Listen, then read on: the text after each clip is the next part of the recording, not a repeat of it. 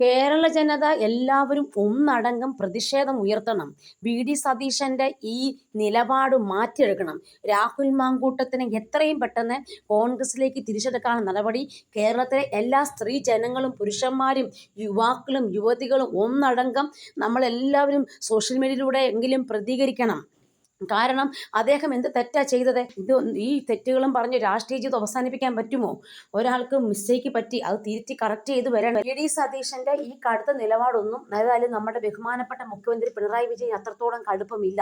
അദ്ദേഹം പിന്നെ പെട്ടെന്ന് ദേഷ്യപ്പെട്ടാലും അദ്ദേഹം അയയുന്ന ആളാണ്. അദ്ദേഹം ക്ഷമിക്കും. ഇത് ലോകര് മൊത്തം ക്ഷമിക്കുന്നു. പിന്നെ എന്തുകൊണ്ട് കോൺഗ്രസിലെ മുതിർന്ന നേതാക്കൾക്ക് ക്ഷമിച്ചുകൂടാ?